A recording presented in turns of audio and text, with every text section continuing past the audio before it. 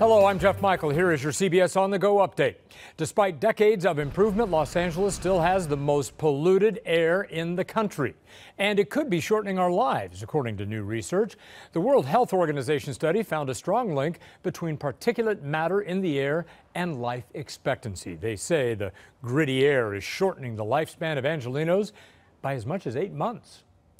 A setback for people in Porter Ranch who want the Aliso Canyon natural gas storage facility to be shut down. The state Supreme Court refused to review a lower court ruling that allows limited operations. Aliso Canyon was the site of the largest methane gas leak in U.S. history. More than 15,000 people had to evacuate their homes for months.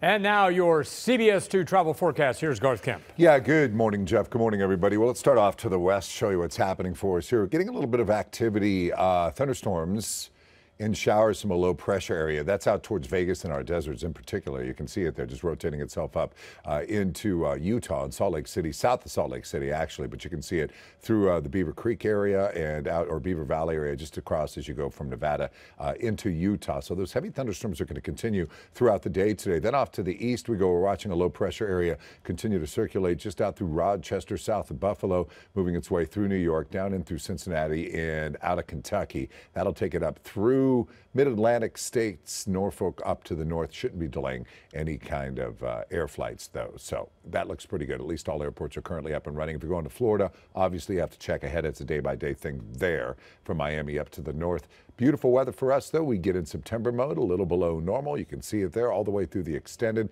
We've even lowered the temperatures a little bit on Monday. Beach is a little slow to clear over the next couple of days. The IE 79. High deserts, chance of a thunderstorm. Mountains 68, 66 on Friday. Really nice up into our high countries. Have a great day no matter where you travel. Take it, Jeff. All right, Garth, one very determined man is planning to swim across the Pacific Ocean, and he's getting some help from a San Pedro-based nonprofit. CBS 2's Joe Kwan has the story.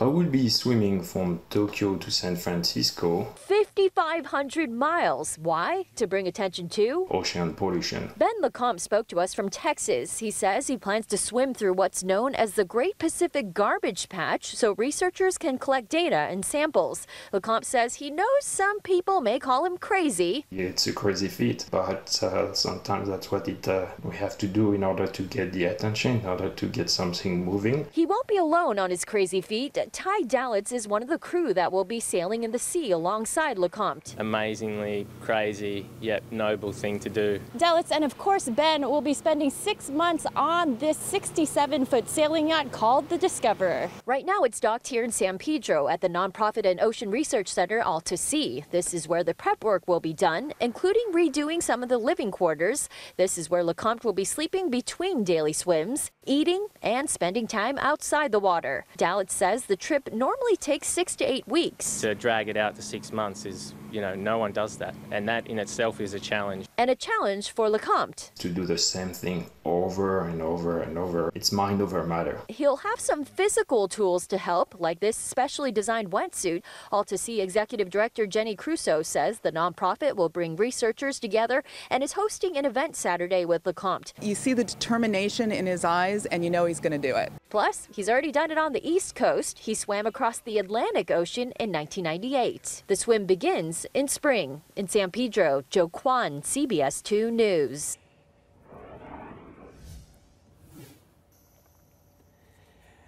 Now your CBS On The Go sports. Rams defensive lineman Aaron Donald is back at practice. He was back yesterday in Thousand Oaks. He still doesn't have a new contract in place, but he decided to come back to the Rams. Right now, Donald is listed as a starter for Sunday's game against Washington at the Coliseum. And that's your CBS On The Go update. I'm Jeff Michael. Remember, we're always on CBSLA.com. Be sure to watch us on CBS 2 News at 5, 6, and 11 p.m.